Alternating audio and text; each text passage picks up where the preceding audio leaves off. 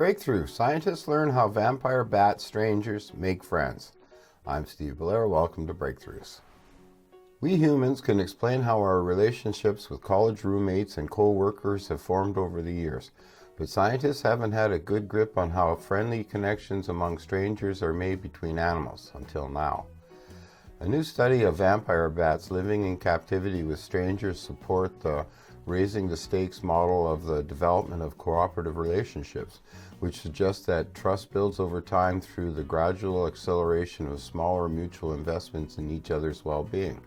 Researchers studied vampire bats in captivity over 15 months that were brought together from two geographically separate roosts. They considered a cooperative relationship to be formed when the previously unfamiliar bats shared food with each other, and found that any relationship that reached that point began with increases in grooming, a lower-cost behavior.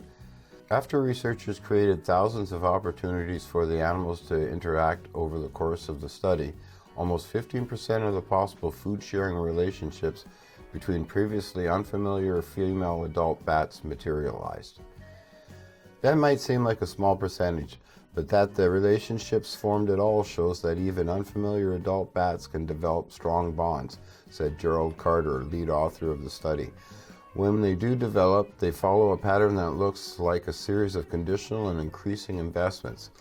And though previous research has shown that people don't like to think of their friendships as strategic, Carter said that this finding suggests that human relationships might be more conditional than we want to admit.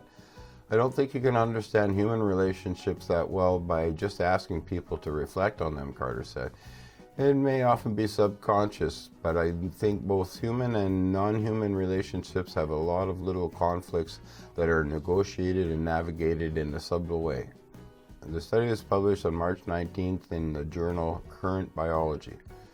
Efforts to test the raising the stakes idea to date has focused on the duration of the stretches of grooming behavior during familiar primates, which tells scientists nothing about what happened when they first met.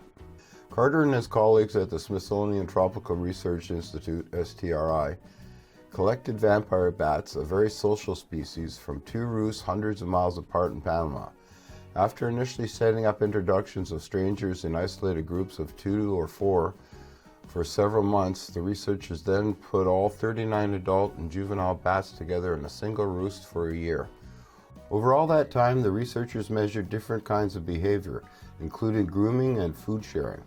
Vampire bats commonly regurgitate their blood meals to feed roost mates that have been unsuccessful at getting their own meal of live animal blood. The scientists repeatedly fasted the unfamiliar bats after introducing them to each other to test whether bats would make the food-sharing sacrifice for an individual they don't know, a big costly investment. After the bats spent 15 months together, the researchers found that a lot of grooming connections were made between strangers, but relatively few food-sharing relationships formed.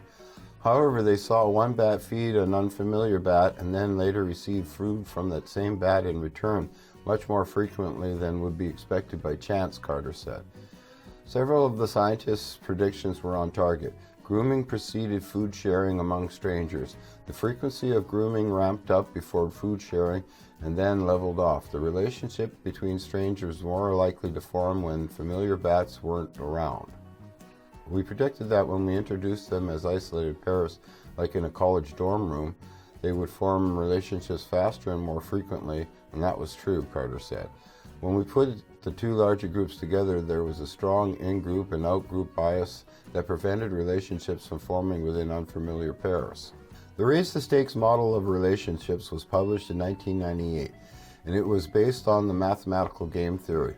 The idea is that because cooperation among strangers can be risky, individuals can avoid that risk by making incremental, increasing investments in each other with the expectation of reciprocity. If those conditions aren't met, no relationship forms, and the individuals haven't threatened their own survival by spending too much time and energy on a connection that doesn't work out. The theory hasn't garnered much support over time, probably because we're not testing it in the right way, Carter said. I think it's generally true that this is how relationships build up. A good next step, he said, would be studying the transitions between behaviors that came at a higher cost. It could be that first you tolerate each other, then cluster together, then groom each other, and then share food. Maybe then you do something even more risky, like defending each other from harm, he said.